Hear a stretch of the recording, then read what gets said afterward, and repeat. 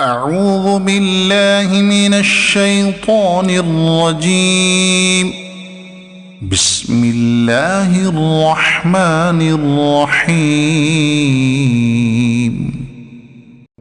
يا بني آدم خذوا زينتكم عند كل مسجد وكلوا واشربوا ولا تسرفوا إنه لا يحب المسرفين. قل من حرم زينة الله التي أخرج لعباده والطيبات من الرزق قل هي للذين آمنوا في الحياة الدنيا خالصة يوم القيامة كذلك نفصل الآيات لقوم يعلمون. قل إنما حرم ربي الفواحش ما ظهر منها وما بطن والإثم والبغي بغير الحق وأن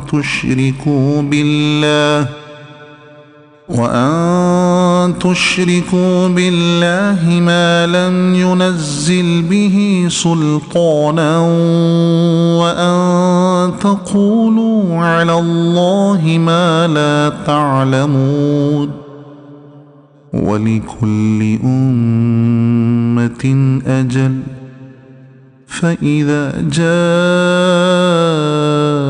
أجلهم لا يستأخرون ساعة ولا يستقدمون. يا بني آدم إما يأتينكم رسل منكم يقصون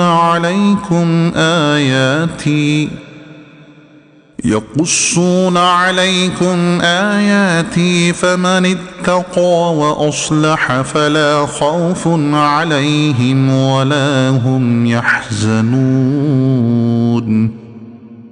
والذين كذبوا بآياتنا واستكبروا عنها أولئك أصحاب النار هم فيها خالدون. فمن أظلم ممن افترى على الله كذبا أو كذب بآياته أولئك ينالهم نصيبهم من الكتاب حتى إذا جاءتهم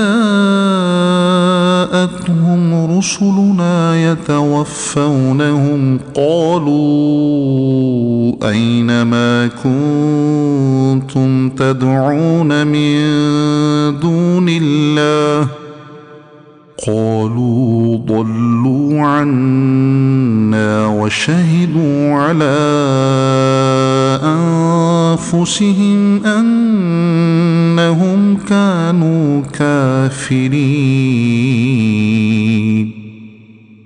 قال ادخلوا في قد خلت من قبلكم من الجن والإنس في النار كلما دخلت أمة لعنت أختها حتى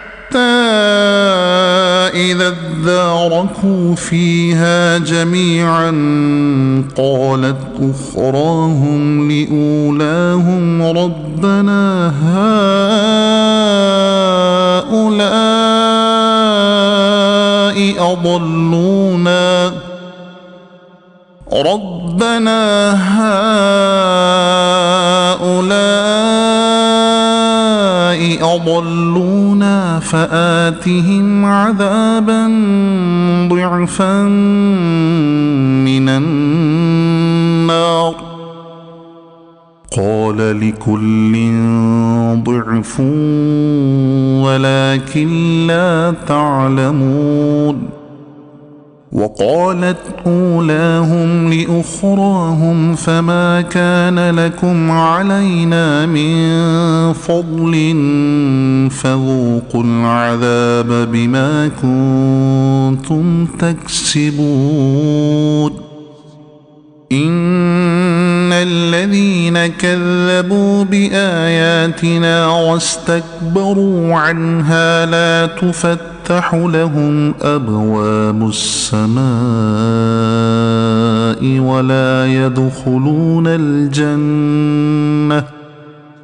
ولا يدخلون الجنة حتى يلج الجمل في سم الخياط وكذلك نجزي المجرمين صدق الله العظيم.